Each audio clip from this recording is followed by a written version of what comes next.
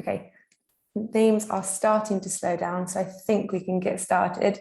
Thanks everyone for joining us today from all over the globe, it seems, and thanks for dropping where you're from. It's making me very jealous of the locations. I'm Sasha Lowenthal. I'm part of the marketing team here at Elliptic, and I'm here to introduce you to our latest webinar, Tracking Ransomware with Blockchain Analytics. This webinar is being hosted by Tom Robinson, Elliptic's co-founder and chief scientist, and we are very happy to have Sean Nikkel, senior CTI Analyst at Digital Shadows, joining us today. I'll leave it to our hosts to introduce themselves properly, but just a small bit of housekeeping before we get started. And I can see we've had a couple of questions about this already, but the webinar is being recorded and a follow-up email will be sent to all the attendees, so you can watch it again and again on demand if you'd like. If you have any questions, you should be able to see a Q&A box at the bottom of your screen. If you could pop your questions in there, and we will be saving time at the end for questions, but feel free to drop them in as soon as you have them, and we'll try to get them as soon as possible. And those of you who have already submitted your questions, thanks in advance, and we do have those. So I won't keep you any longer. I'll hand you over to our speakers to introduce themselves properly. Thank you. Hello, everybody. Thank you for taking time of your day to join us. As Sasha mentioned, I'm Tom Robinson, one of the co-founders and chief scientist at Elliptic. So I lead our team of analysts and researchers who collect data on illicit actors and their use of cryptocurrencies. I also consult with our clients on how to protect themselves from these actors. And I also regularly engage with policymakers and regulators on cryptocurrency risks. I'm a big believer in the potential for crypto to supercharge financial innovation. And the work we do at Elliptic is really aimed at facilitating that and helping cryptocurrencies to go mainstream. And I'm very lucky to be joined today by ransomware expert Sean Nikkel from Digital Shadows. Sean, would you like to introduce yourself? Absolutely. Good morning and greetings from the hot state of Texas. And a special shout out to all my favorite people in the world on blue teams out there. Hopefully I can live up to the ransomware expert part, but hopefully we'll be able to shed some light at least and bring some of these actors out of the shadows, so to speak, as we like to do at Digital Shadows. I'm part of the team from the Photon research team at Digital Shadows. We do a lot of the blogging, webinars, different types of threat research, as well as customer research for our clients. So a lot of that involves, requests for information or, kind of in-depth studies on, different types of intelligence requirements that our clients have. So really interesting to hear this side of the story. Elliptic has been doing some really cool stuff. So I'm very excited to be here today. And I thank you, Tom and Sasha, for the invite. Thank you very much, Sean. Looking forward to hearing more from you in just a moment. So, of course, ransomware is a threat that is increasing both in terms of frequency and severity. It's leading to significant monetary losses for businesses. It's leading to the shutdown of critical infrastructure, and it's even led to loss of life.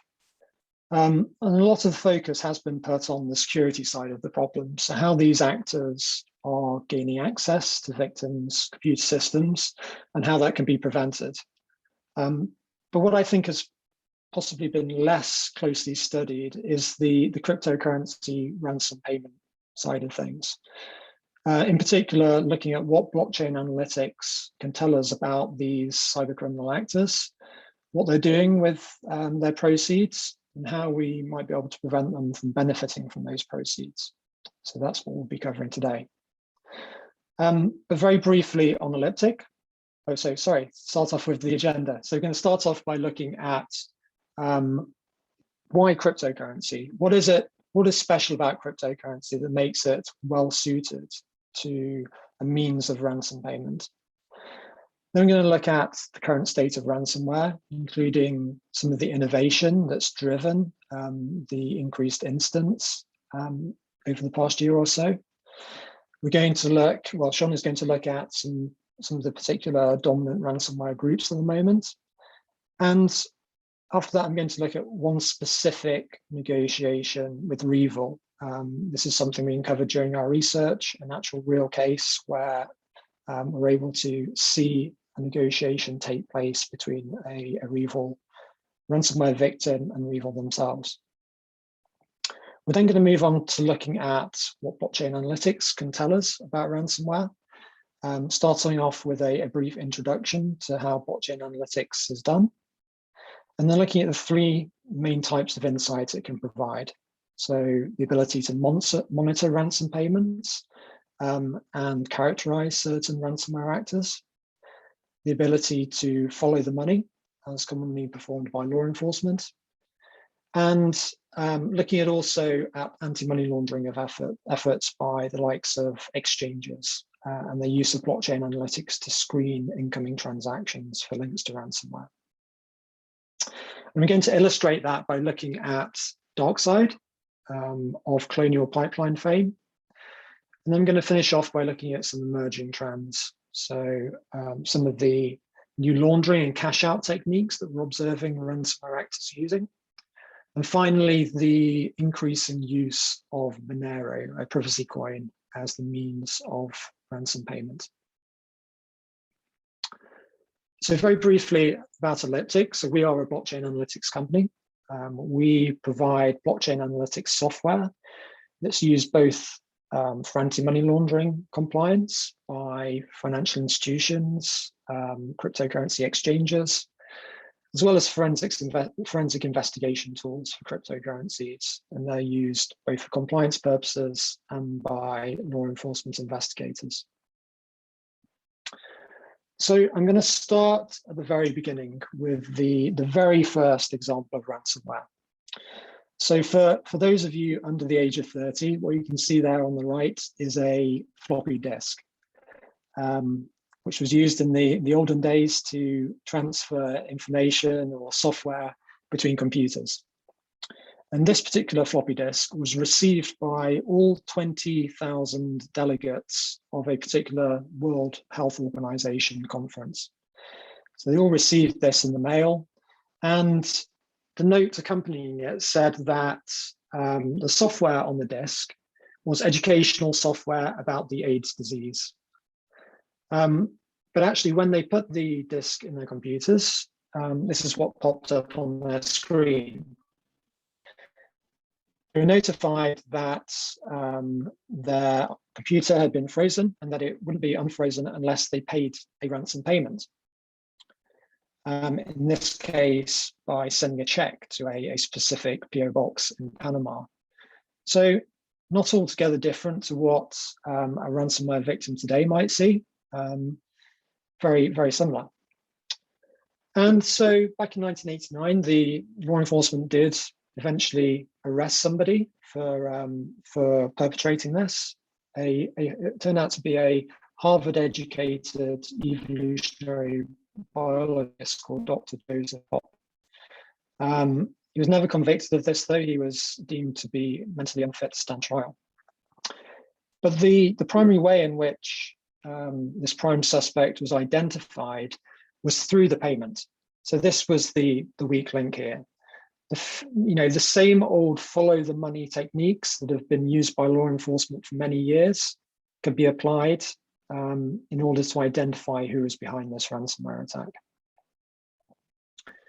And so I think that's why after 1989, we didn't see an avalanche of ransomware.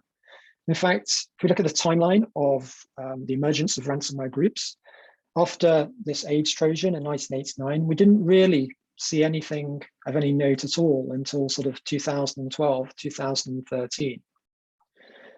And I would argue that the reason for this is because of that issue around payment. But of course, in 2009, we had the invention and launch of Bitcoin. Now, we didn't see the emergence of ransomware straight after this. It took a few years for Bitcoin to become widely known. It wasn't until 2011, for example, that the Silk Road .NET market went online, which enabled the trade of illicit goods and services for Bitcoin. But I think it's certainly true to say that Bitcoin and cryptocurrencies do have properties that make them very well suited for ransom payments, for ransomware. So I think the first property that makes them well suited is the fact that they are censorship resistant. So when I say censorship resistant, what I mean is that it's not possible for any single central authority to block or reverse a Bitcoin payment. And the reason that's not possible in Bitcoin is because it's decentralized. There is no central administrator or controller who has the power to do that. Payments are validated by a community of miners, and no single miner has full control of the system. And what that means is that if a ransomware actor makes a payment address public, there's nothing anybody can do to block payments to that address. Contrast that with if they post a PayPal address on a ransom demand, and obviously PayPal can shut that account down, it can prevent payments being made to it. A similar kind of technique isn't possible with a cryptocurrency address. Second property that makes them well suited, of course, is the fact that it's digital. It's as easy to send a Bitcoin payment, to the other side of the globe as it is to somebody in the next room. It doesn't respect borders. It's very easy to transfer over large distances. It's also very easy to store and conceal. This is just data. You can store it in any way that you can store and conceal data. And finally, it's pseudonymous. What I mean by this is that there is no inbuilt concept of identity within a cryptocurrency. People transact through addresses which aren't directly linked to identities. And so those addresses can be thought of as pseudonymous. And so that makes it difficult to link ransom payments or the wallets that receive them to the actor behind it. However, one of the other key attributes of ransomware is also, I think, its Achilles heel, and that's the transparency of cryptocurrencies. So as I'm sure you're aware, cryptocurrencies are built on blockchains, which list every single transaction that has ever taken place within a given cryptocurrency. And as we'll see, this can be leveraged to monitor, track, and potentially disrupt ransomware. So I would say that up until around 2017, 2018, the incidence of ransomware started to plateau. However, there was some innovation from that point in ransomware, which I really think has led to the resurgence of ransomware attacks more recently. And the first of those is the concept of big game hunting. So if you think about the WannaCry ransomware attack back in 2017, the tactic here was basically to infect as many targets as possible. There wasn't much discrimination. It was just a scattergun approach. The shift more recently has been towards what is known as big game hunting. So targeting very specific targets who you believe are more likely to pay a large ransom. So here, for example, we can see a ransom demand targeted at Saudi Aramco, the oil company. And I think the ransomware operators have learned that this approach is more efficient and leads to larger overall payouts. The second innovation of note is ransomware as a service. So in any industry, specialization leads to efficiency. If you're running a bicycle factory, then you might not necessarily manufacture both the wheels and the frame because it might be more efficient for a separate company to manufacture the wheels, for example. And that same kind of specialization, the same kind of specialization is true for ransomware. There are two quite distinct disciplines involved in perpetrating ransomware. So first of all, there is the malware creation, and secondly, the target infection. So malware creation is about software engineering. It's about writing code and maintaining infrastructure that's stable and effective. Whereas target infection is more about getting your hands dirty and actually getting involved with infecting the target through things like phishing or remote desktop compromises. And so we've seen both of these tasks being split between different actors. The malware creation is done by the ransomware developer, and the target infection is done by the ransomware affiliate. And so the way this works is that you'll often see the operator advertise on forums for affiliates to spread its malware out there. And there's generally a percentage split of any victim ransom payment between the operator and the affiliate, with usually the largest split going to the affiliate. And so we see each individual ransomware operator might work with many affiliates who themselves might have many victims. We actually see this tiered structure in the payments as well, as we'll see later. Now, finally, I think that the third primary innovation has been double extortion. So in the first generation of ransomware, the kind of threat posed was around not being able to regain access to your computer system because they've become encrypted. One way to mitigate this, of course, was for companies to perform regular backups. And so ransomware evolved to not only threaten to not give access back to computer systems, but also to leak sensitive information that might have been extracted from the company during the initial attack. So you can see here, for example, a threat to release the data unless the victim pays up. And in fact, ransomware groups have launched leak sites, which are websites where they publicize both the people that they've targeted, and they might publish a sample of the sensitive information. And if a target doesn't pay up, they might publish on these sites the entire dump of the sensitive data. Yeah, so I'd say that these three innovations have led to the recent resurgence in ransomware. And I'm going to hand it over now to Sean to talk about the current state of ransomware and some of the primary actors in the space. Great, thanks, Tom. So we're going to talk a little bit today just about the state of ransomware and basically how we see it on the threat intelligence world at Digital Shadows. We've actually published a couple of blogs just this year. And last week, we did our Q2 ransomware roll-up, looking back into Q2 of 2021. We also did, of course, a Q1 earlier this year. And most recently, we had some updates about Reville. We've done some analysis of competing hypotheses, exercises with that. And we've also talked about Marketo, who we actually got a shout out from on Twitter. So that was actually kind of cool in a weird way. But also talking about Darkside, who was behind the Colonial pipeline attack. So if you wouldn't mind hitting the next slide, Tom.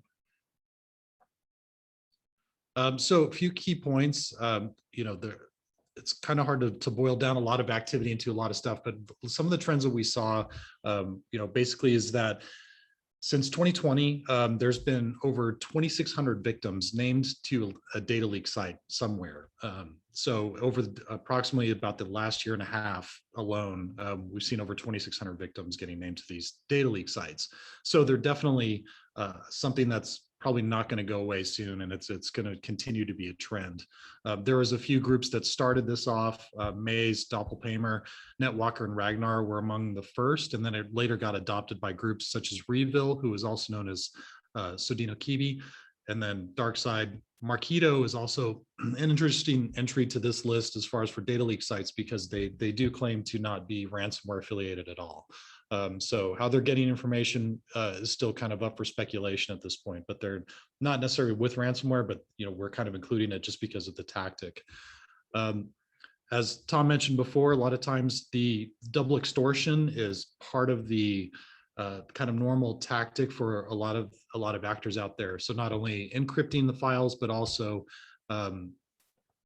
basically making somebody pay to keep them from getting leaked. Sometimes the actual data will go for auction to other actors. We've seen evidence of groups that are using additional pressure to basically force companies to pay. So not only are they encrypting the data and then threatening to, basically disclose all the data, but then they're also reaching out to journalists, they're reaching out to media, they're talking to employees of the company itself, they're reaching out to vendors or partners, customers, basically to add pressure to those companies that have fallen victim during the negotiations. So some very interesting stuff, because we've as Tom mentioned before, we've seen a move going from, basically just targeting individuals, hitting a bunch of people at random, to very, very targeted attacks. A lot of times they know who they're attacking, and they have done their due diligence. So they're looking at everything from your SEC and like AK filings. They're looking at company personalities and lots of other information out there to understand more about the company before they attack. In just the second quarter of 2021, we've seen 740 different victims named. So, looking back at the 2,600 since 2020, you're looking at well over a third at that point, or close to a third, just in just this last quarter. So attacks do seem to be stepping up, and as every year they, in the beginning of this, they predicted that ransomware would just be a fad, but here we are 4 or 5 years later, and it's still continuing to be a problem. So as far as for the top ransomware actors that we've seen throughout the first half of 2021, Conti has been a big one. They've been a very constant attacker. Avadan, who has exited the scene, as well as other groups like PYSA or PYSA, which is Protect Your System Amigo. There's Reville, Darkside, Babuclocker, Doppelpaymer, and Clop were some of our top ones. This is actually based on the volume of intelligence updates that we've had throughout the first half of the year. So this is a combination of known public attacks, posted victims, and other types of information that we've gotten either through observations on the dark web or from other sources of information. As far as for the kind of what we're calling the upstarts, we do have groups out there like Prometheus, LV, and there's about another 15 groups that were a lot more active during Q2 of 2021 versus Q1. So definitely keeping an eye on them to see how things grow, especially with the exit of a few major ransomware actors in just the last few months. So as far as the bullet about multiple groups going dark, this has been kind of an interesting year, especially since about January or so. May through July were probably the most eventful for some of the larger kind of well-known things that happen. Of course, Reville basically went dark in July of 2021. It was roughly almost exactly 2 weeks ago. Basically all their infrastructure disappeared. None of the site URLs worked anymore. And then later on in the day, people noticed that they had been banned from a popular criminal forum called XSS, which is one of the kind of their main forums that they were active on. In addition to that, we also saw Darkside disappearing after Colonial Pipeline in May 2021. Avadan also released decryptors and decided to shut down in June of 2021. Babuclocker, after a series of high-profile attacks, decided to become basically a data leak site for smaller operators, and also rebranded as Payload Bin in July of 2021. And then we've seen different types of law enforcement actions that happen. We've seen eGregor affiliates arrested in February of 2021.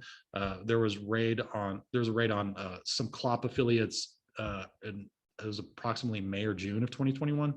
And then NetWalker actually was completely shut down in January. So, we're dealing with a large group of groups that are in transition or have exited. There's also some possibilities that have kind of resurfaced just in the last couple of days that some of these groups have rebranded, or maybe just waiting for the right time to come back.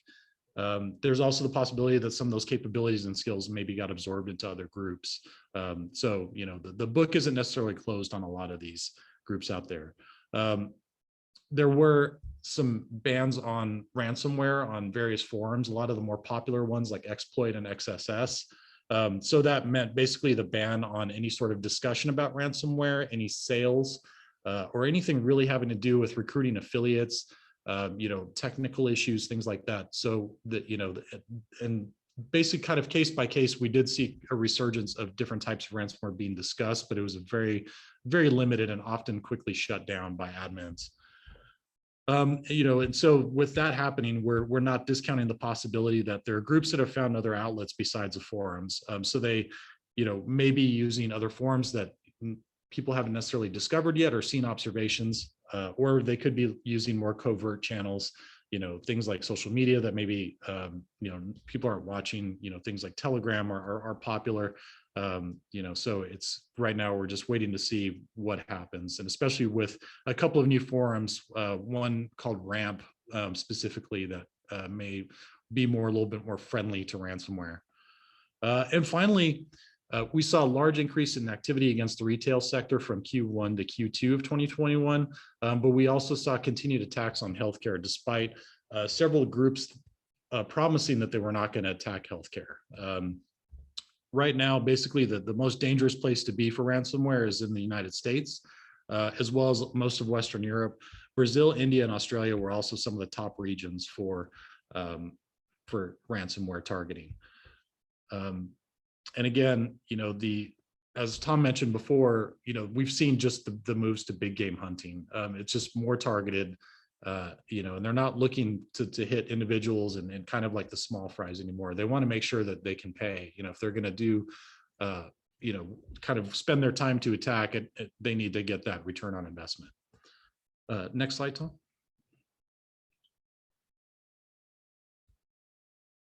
So Conti has been a really interesting one. We kind of call them the steady one just because they are still prolific and still pretty busy. They had a couple of kind of big attacks just this year, but over their history they've been pretty big. So they have a site called Conti.news, and that's been in operation since 2019. That's basically where they post all their leak information and some of their attack information. And what's interesting is they will try to find a buyer before it actually gets posted on the site. So they're looking for other operators to actually buy stuff. So they're in it for things like financial information or other types of credentials, things like that. That's kind of important to other criminals out there. But if they can't find that buyer, then it's going up for auction. It's posted up on site. The initial access is thought to be through stolen RDP credentials. We've also observed things like phishing emails with malicious attachments. And what's interesting is they are probably a variant of Ryuk, which came out in the last couple of years and deployed with TrickBot, which is one of the more prolific Trojans and droppers out there. And they're still very active. The latest victim, as of the time of submitting these slides, we had a victim confirmed as of 21 July 2021. And I'm sure since then, we've actually probably had a few more. They do have some unique capabilities that they are a little bit more proficient with what we call a low and slow attack. So not very noisy. A lot of times they do some reconnaissance and moving around within the network to decide, basically where the high value targets are within the network. So a lot of it's very attacker operated versus automated, which means that there's, somebody actually pulling the switches and levers to get into the network and find what they need. But they'll actually target very specific machines within the network. So they know what they're looking for, and have done some sort of reconnaissance prior. We've seen them in the network anywhere from a few days to several weeks before actually launching the ransomware. So again, with that low and slow attack, things that look like just normal system activity, or it's not enough reconnaissance to really raise an alarm necessarily. So they're proficient and they know what they're doing. And a lot of times they'll use tools already available on the network, which is a problem for defenders because, if it's a legitimate system tool, sometimes your security tools won't necessarily flag it. So, things to be aware of is that, they do have that proficiency with system tools. And finally, they've been kind of a frequent attacker on healthcare. One of their big attacks was Ireland's HSE back around May of 2021, caused a lot of massive problems for Ireland itself. And then there was kind of a backlash, especially in the media, against attacking of healthcare and the way they were able to do all this stuff. So they don't shy away from high profile attacks, and they definitely see anything as fair game. And they've also gone after different types of businesses, like we've seen things like grocery and food. We've seen different manufacturers, and their top regions they're looking for are in North America, Europe, and also India and Australia are some of their top targeted areas. Next slide, please.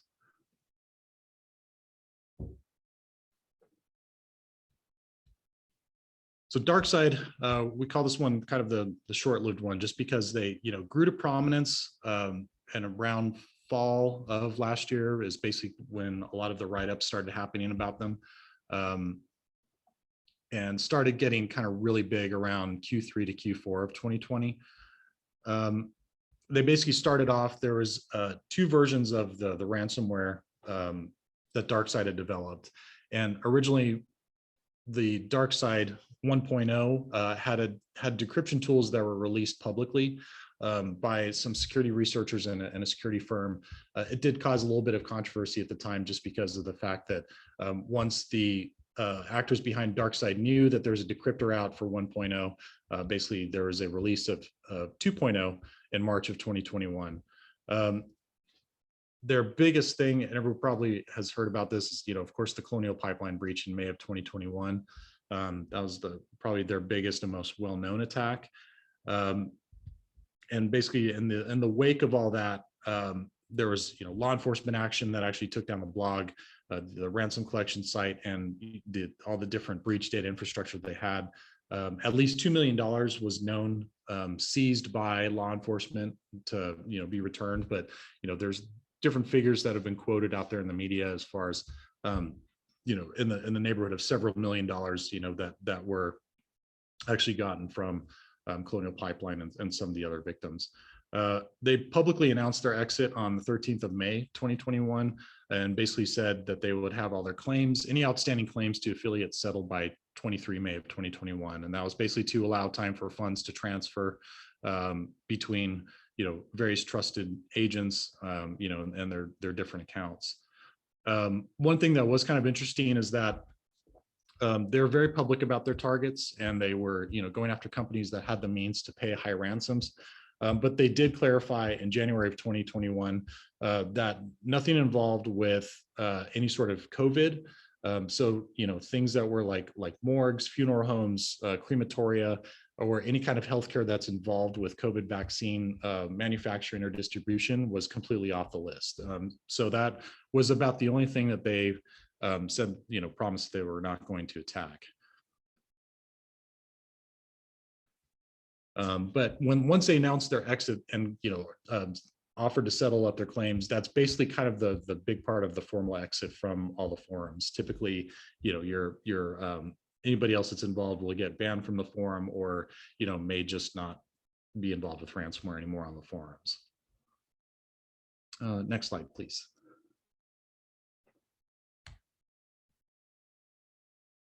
So Reville has kind of been fun. They're the mysterious one currently, just because we really don't know what happened. There's a lot of interesting speculation and a lot of theories about what did happen to Reville. So they are believed to have replaced GanCrab in 2019, which was in itself also a pretty big ransomware variant that was out there. From GanCrab, it's believed that they turned into Sodino Kibi. And as time went on, they rebranded again into REvil, although you can kind of use them interchangeably. Their leak site was called the Happy Blog, which is where they posted all the victims that they attacked. And up until their ban, they were pretty active on XSS and Exploit, which are some of the Russian language criminal forums out there on the dark web. One thing that was of interest is they were actually using Cobalt Strike, which is a legitimate pen testing tool. And they were actually using that with malicious payloads, kind of part of another trend we've seen of different attackers adapting open source and kind of like blue team tools and legitimate red team tools for malicious activity. So kind of at the forerunner of some of this, although other groups have adopted it, but interesting that they were doing that. Even after the ban, their admin, who is named unknown, was allowed to stay active on forums. They participated in different types of forum threads, so they took part in forum life without necessarily being a part of ransomware. So they were still around, which is what made it even more interesting when the group went dark in July. Admin was banned on XSS, despite being active and a regular participant on the forum. A lot of that often, kind of led to some of the speculation that's going on now. As far as for the different targets they attacked, we saw legal services there was a pretty big attack there against a firm that represented Donald Trump and several other celebrities such as Lady Gaga and Madonna and a few others that the firm itself refused to pay the ransom, and so they released various documents around different celebrities. In addition, there's retail, construction, real estate, and technology were the main victim industries. And they had a sliding scale based on the company size. So it was about $5 million ransom was about average for larger companies, and anywhere between $45,000 to $500,000 for smaller companies. As time went on, though, it might be more bravado or whatever it was, but each attack did grow bigger. The Kaseya attack, which just happened in just June of 2021, or I'm sorry, early July of 2021, basically the demand was for $70 million. Previously, JBS, which was the meat supplier where different installations were attacked in the US and Brazil, that was previously their biggest win with an $11 million payout on demand. Previously, GSMS, which the firm that held a lot of celebrity information, they were at 42 million, but they refused to pay. They continue the trend of big game hunting. And the thought is, you start off high with a very large ransom, then you work to settle it with, whoever you go to. And Elliptic actually, this is the part I'm actually really excited about, is the way the Elliptic was able to capture some of that. Really cool stuff that, that they were able to see that part of the negotiation on the ransom. But as far as for the group itself, immediately following the JBS attack in June of 2021, one of the main admins for Reville basically told a journalist in an interview that business was good. They had tons of affiliates that were showing up, and it didn't matter that they got banned from forums. They didn't really care that the US was stepping up its rhetoric. Basically they didn't care who they attacked. Any sort of approval needed for attacks was gone. Everyone was fair game. And so, kind of brave. So a lot of this kind of leads to the possibilities that there's maybe some sort of law enforcement action that took them down. We're also leaning towards something like maybe a rebrand where basically coming out with a new variant of ransomware, either maybe based on, stuff from Reville, or, a completely new thing. Or you never know, they could have merged and started working with other actors. We've seen a couple of actors just in the last week or so enter the scene that do, kind of have some similarities on the surface with previous activity groups out there. Next slide. So as far as, what's on the horizon, we do see groups like Marketo, and not to be confused with the actual marketing software, Marketo, but basically there may be a move to more of like a data extortion strategy. We've seen this happen with Babook Locker when they first rebranded. They were basically going to serve as a leak site for other smaller groups to release information. So they themselves were not performing the attacks, they were getting it from somebody else. So almost acting like a broker. So there may be kind of a move more towards that, especially as you run into problems with like decryption, maybe affiliates not fulfilling their promises to basically, honor ransom payments and things like that. So, maybe cutting out more of the middleman and going towards, a data extortion. A lot of these groups watch each other and learn from each other. So they oftentimes will adopt, different techniques that work. You'll see them, kind of pick something up and abandon it quickly as something else comes along that's better. And there has been evidence of some collaboration among some of the groups out there. There will probably be, some more fallout and reorganization of ransomware, especially in the wake of a lot of these bigger attacks this year. And as some of the groups kind of fall in and out of favor. So, it's going to be probably continue to be somewhat of an interesting year over the near term in the next probably 3 to 6 months as we see basically what happens next for ransomware. But, the one thing is that there's lots of money to be made affiliates get a certain amount of percentage, the developers get a percentage. So everyone is getting paid in this ecosystem, and so there's a lot of money to be made within it. We're seeing like growing professionalization of different groups, recruiting different types of people outside of developers. There's a couple of interviews that are out there from people that have been arrested or working on the law enforcement side, and there's you have HR for these groups and you have tech support for these groups, and so they're starting to look more and more like companies. I know that the joke we had at the office is like, I would love to see like what their sprints look like as far as on, Jira tickets, or, how does their service now look? Because it'd be interesting to see if they've reached that point of professionalization. But, a lot of these groups are developing enough of a capability to rank right up there with the nation state APT, just because a lot of them have the funding. They have a lot of the skill and, the ability to capitalize on a lot of these different exploits out there. We've already seen some of these groups, having their own 0 days, which, typically was something that only saw with nation states. So, it's interesting to see as these groups develop, they may even eclipse, some of the APTs out there. So, we're definitely keeping an eye on this. We have been observing most of the major groups out there, and so it's going to be interesting, I think, over the next 3 to 6 months as things start to, as the dust settles, as they say. Thank you very much, Sean. That was fascinating, and it teased me up nicely because I'm going to talk in a bit more detail about both REvil and Darkside. Awesome. So I thought it'd be useful to look at a ransomware attack and negotiation and payment end to end. And this is based on some data collection and research we've done on ransom notes. So these are actual ransom notes received by victims of various ransomware. So in this case, it's REvil. So once the malware has infected the target system, it encrypts the data, or it exfiltrates the data, and it leaves behind a ransom note such as this. So in the first generation of ransomware, this ransom note would have probably simply said, pay a certain amount of Bitcoin to this address. But not anymore. It's become a lot more sophisticated. So what the victim is directed to do is to actually go to a website, specifically a tool site, or in fact a regular website. And the URL is here. I've removed all of this data just to protect the identity of the victim.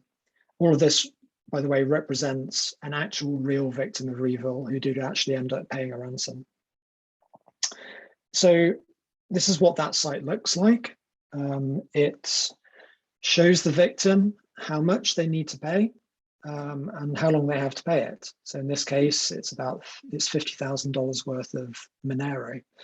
And if they don't pay within a day, then the amount will double. And the Monero address is listed here to make that payment too. But it's more than a simple ransom demand. What you can also do is engage in a real-time chat with REvil themselves. And so when we came across this site and looked at the chat conversation, we came across the actual negotiation and chat between this particular victim and REvil, the REvil affiliate themselves. And we believe in this case, it was a relatively small company based in the United States, not a massive corporation. This was a company for which a $50,000 ransom payment would have been a big deal. So this is what we saw in the chat. So in blue on the right, we have the victim. On the left, we have the REvil affiliate. You can see the victim opens up the conversation by starting to negotiate the ransom down. And I think a key learning from this is that it certainly is negotiable. The REvil affiliate responds with an instant offer of a 20% discount. Next, what we saw was that the victim wanted proof that if they paid the ransom, then they would actually regain access to their files. And so what they did was they uploaded 2 of the encrypted files and asked the REvil affiliate to decrypt them, which they did. They sent back the decrypted files, proving that they had the ability to do so. Next, what we saw, and we see this very commonly, is the victim doesn't want to have to pay Monero. They'd rather accept Bitcoin. They'd rather pay in Bitcoin. And typically this is because Bitcoin is much more easy to get hold of. And there are also fewer concerns about things like sanctions evasion. If you can't really see the address that you're paying to, then there's heightened risk of that. And again, the Reville affiliate instantly just accepts and enables Bitcoin payment. And the page updates, so you can see that there's now a Bitcoin address up here. The one downside of paying in Bitcoin, though, is that there is a 10% surcharge added on to the ransom amount. And that's to reflect the additional risk of accepting a payment like Bitcoin, which, as we'll see, is more traceable than Monero. There's further negotiation, and eventually the victim manages to negotiate the ransom payment down from $50,000 to $25,000. They then pay that ransom in Bitcoin, and the site updates to reflect that. And the victim can now download the decryption tool and decrypt their files. So here's one example where of an actual real negotiation and where a Bitcoin ransom payment was actually made.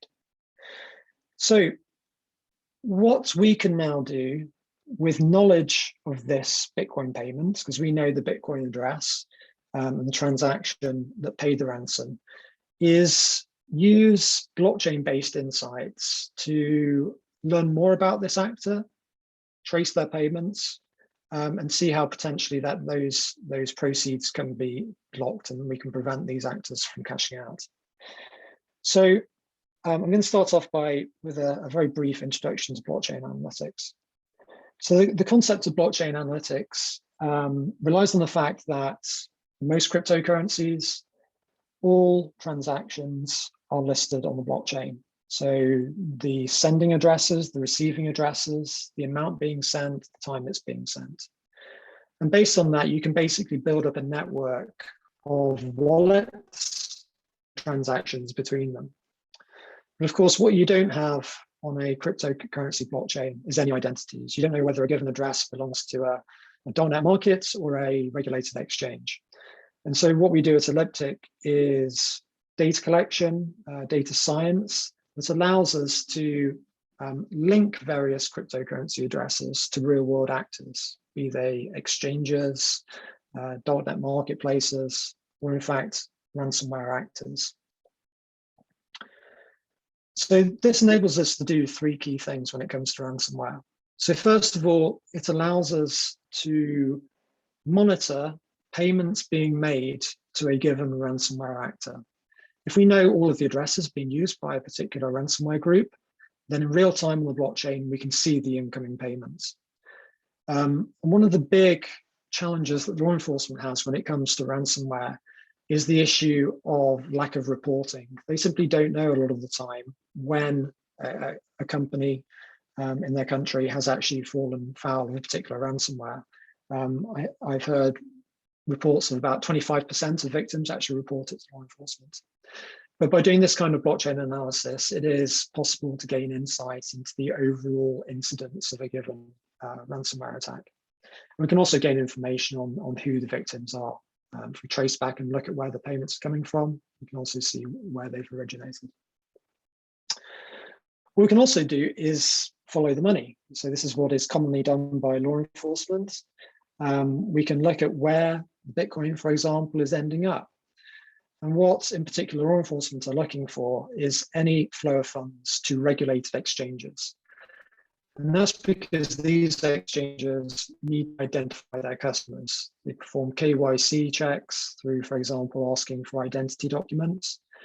And so law enforcement, having found this transaction link through blockchain analytics, can go to the exchange and ask them which of their customers received these Bitcoins that originated from a ransomware group.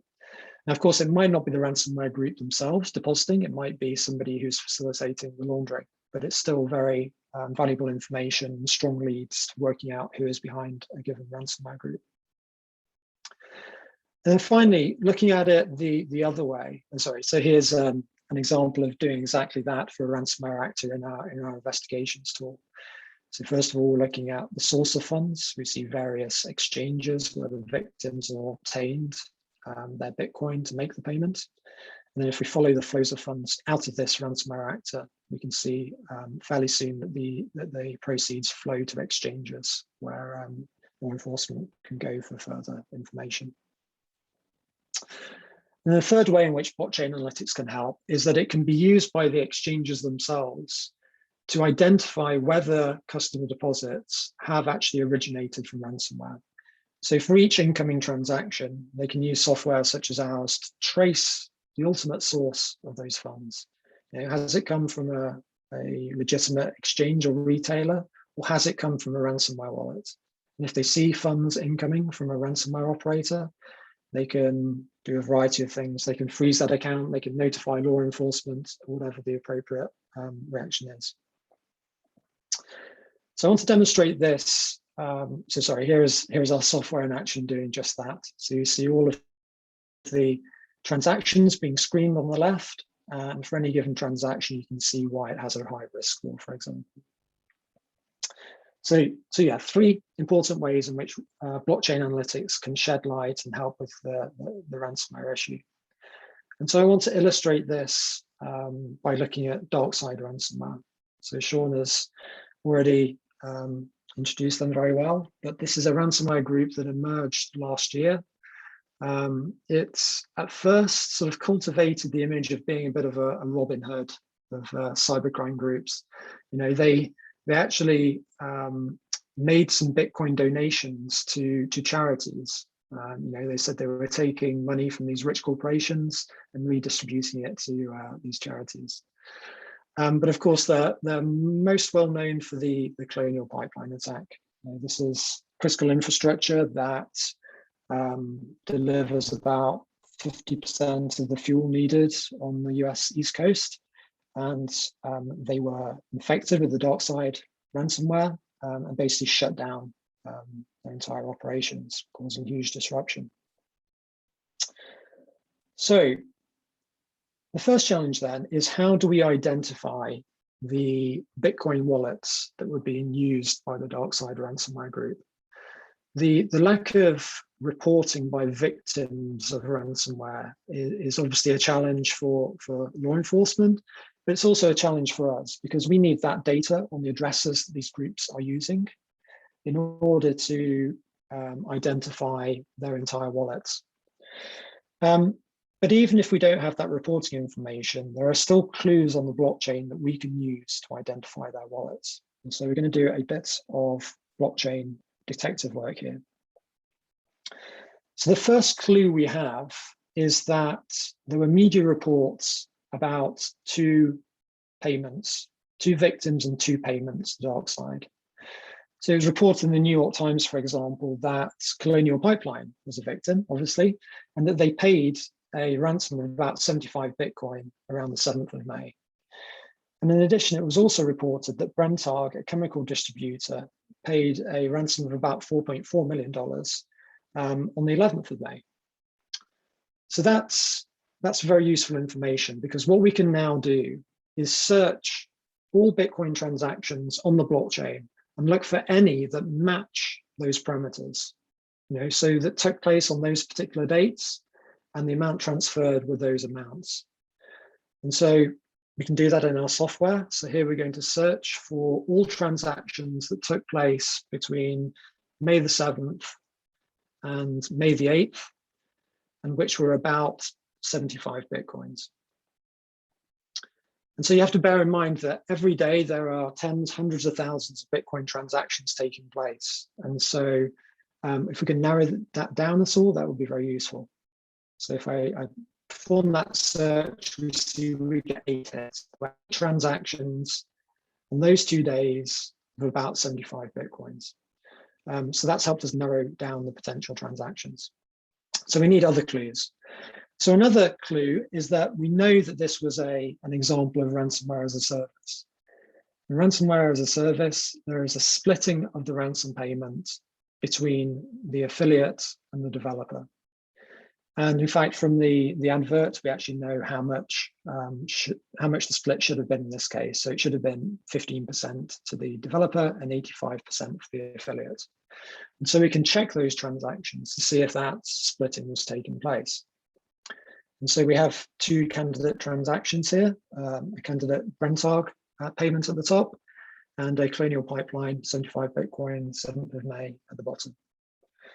And so what we can now do is look at what happened to those funds. When they were swept up, was there that characteristic splitting? So if we look at what happened to the Colonial payment, we can see splitting between two addresses. So of the 75 Bitcoins, about 63 went to this address, and about 11 Bitcoins went to this address. And in fact, if we calculate the ratios of these two payments, you can see it's exactly split in 85%, 15% split. So that's a good sign that we've got the right transaction here. It seems to be being split in exactly the right ratio. And if we look at the candidate Brentag ransom payment, we can see actually exactly the same thing happens. It's split in the 85%, 15% ratio. So again, a good sign we have the correct wallet here. Of course, the other big thing is that these two sweepings are sending the funds to the same wallet, which of course is a good sign. It's very likely that two random Bitcoin transactions will push funds to the same wallet. So it's looking like we're on the right lines, and this wallet here is Darkside Group's ransomware Bitcoin wallet.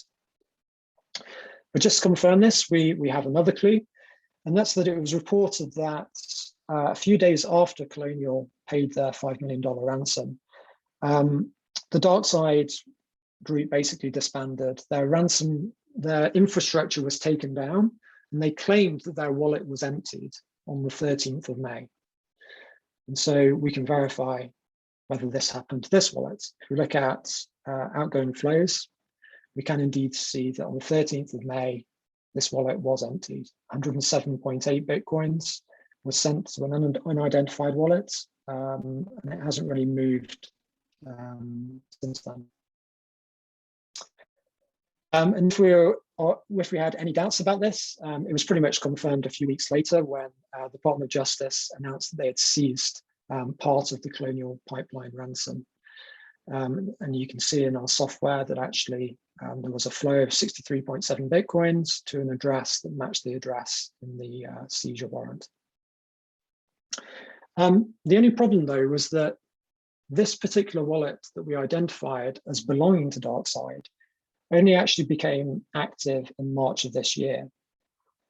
That's a problem because we know that Darkside has been active since 2020. And so they must have switched wallets. They must have used other wallets prior to March. And so the next challenge is, can we identify those other wallets? Well, the answer is yes, with a bit of network analysis. So what we have here is that first wallet that the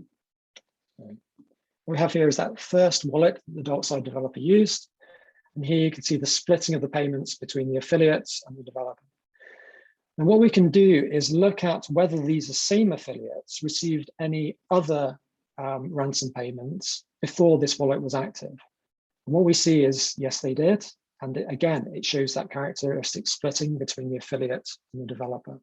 And so we can say that this wallet over here also belongs to Darkside. And we can keep repeating this process until we've identified all of the wallets that Darkside controls. I believe there are 5 or 6 in total. And so this is really powerful, right? Because we don't need to rely on the victims reporting payments. We can just see it all on the blockchain. So in this chart, what we see is payments to Darkside over time. So between about October 2020 and May this year when they went offline. And each color is payments to a different wallet that they used. And so you can see that they used wallet 1 for a certain period of time, then switched to wallet 2, 3, 4, 5. And there's no overlap between these different wallets. And so this makes us pretty confident that we've fully characterized the payments and the wallets that have been received by Darkside. You can also see the amounts are interesting. So around February 2021, there was a single payment of around $15 million, so an extremely large ransom payment. Over time, it seems that the payments became more frequent, but lower value. So by month, we can see, for example, it peaked in February. It shut down in mid-May. May was on course to be its most successful month ever, though. So we can also get some high-level stats from this information. So we know that about $90 million in ransoms were paid. There were about 47 victims who paid up. As I said, 15 million was the largest ransom paid, and the average was an extremely large $1.9 million. We can also see the overall breakdown of revenues for the developer and for the affiliate. So the affiliates made about $75 million from this ransomware, and the developer around 15 million. Okay, so we have we've identified the Darkside wallet. So what we can now do is look at the outflows. We can look at where Darkside sent its Bitcoins in order to launder the funds and to cash out. So here's a little animation of us doing that tracing. So what you'll see is that, first of all, there are many transaction flows, and those transaction flows go between different wallets. So each circle here is a separate Bitcoin wallet. And so this is, very common in money laundering of any kind, the splitting up of payments and the layering of the payments through multiple accounts or multiple wallets in order to try and make it more difficult to trace where these are going, and more difficult for the financial institution at the end of the chain to identify that this is originated from ransomware. So what we see overall is that the majority of these Bitcoins did end up at exchanges. And in fact, many of those exchanges were using our software, identified these deposits as originating from Darkside, and were able to actually report that to law enforcement. The problem, though, is that a lot of these exchanges are still unregulated. They're not doing those kinds of checks, and they're not reporting suspicious transactions. And so that's the big gap here. That's the big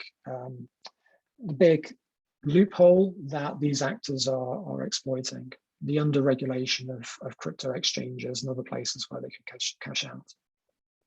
You can also see that they're making use of mixers such as BitMix in order to hide their transaction trails. But also something we're seeing more commonly is the use of darknet markets. So you see in the previous chart that a portion of these funds are ending up at Hydra Marketplace, which is a Russian language darknet market where you can buy all the usual things you would buy in the darknet market, counterfeit goods, narcotics, hacking tools. But you can also convert cryptocurrency for physical cash on these sites. So you basically send Bitcoin to one of the vendors. You can see an advert for this service. And in return, they will conceal a bundle of cash in a location, and they will share the coordinates of that location. This is usually in Russia. This is a Russian language marketplace, and generally they will only deliver the cash to a location in Russia. And I think Hydra is becoming an increasingly important facilitator for groups such as Darkside. The revenues are increasing strongly year on year. It's a multi-billion-dollar marketplace now. And there doesn't seem to be much effort on the part of the Russian government to stop its growth or to take it down. Then the final thing I wanted to point out is the growing use of Monero for ransom payments.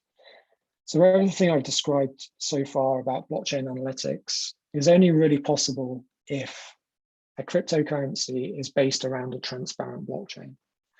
Now, that is not the case for privacy coins such as Monero or Zcash when using shielded transactions.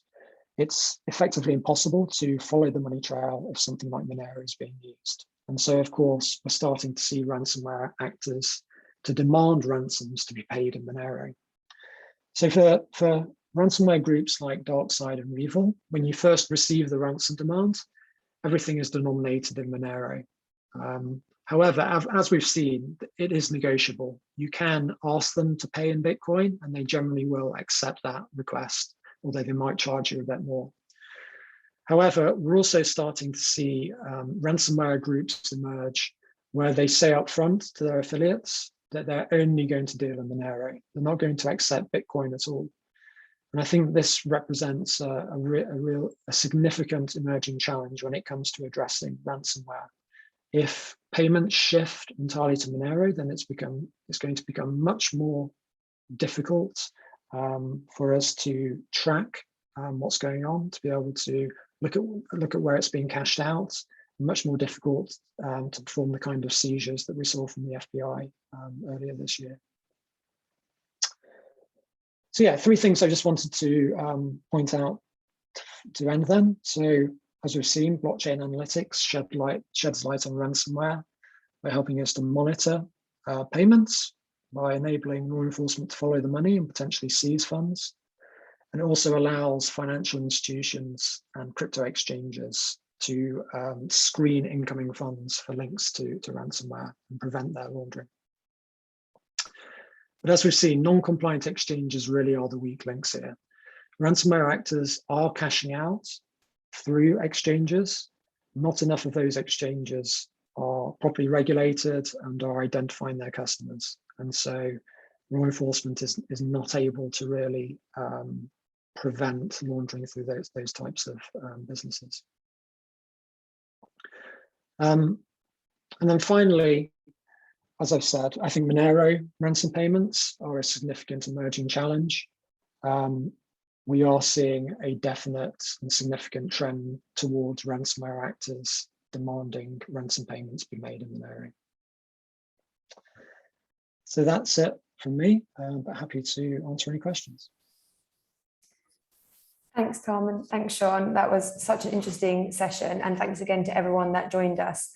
We do have a couple of questions, but I know we've gone slightly over on time.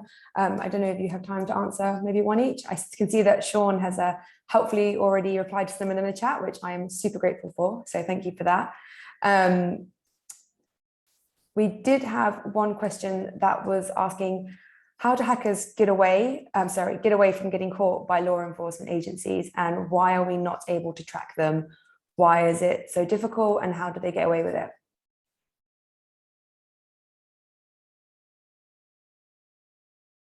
Sorry, Sash, could you repeat that? It was saying, why do hackers get away with it from law enforcement, and why are we not able to track them? Why is it so difficult? Yeah, so I think that, well, there's 2 issues here. So first of all is identifying who's behind this, and then there's the issue of what do you do once you've identified who's behind it. So a big challenge is attribution. So who exactly is behind this? One way is potentially by following the money, but the challenge there is that a lot of the exchange they're cashing out through aren't identifying their customers, and so you can't attribute. Even if you do attribute though, I think the challenge is a lot of these actors are in Russia. There is no easy way of bringing people to justice. Thank you. I think that's probably all we've got time for today, but what we will do is share the rest of the questions with our speakers, who will be able to get back to you via email, because there is so much to cover on this topic. On that note, I will let you all get back to your day, and just again, special thanks to our speakers today, Tom Robinson and Sean Nikkel, for a very insightful session. Thank you all for hosting us. I had a great time. Thank you, Sean. Thank you, everybody, for coming.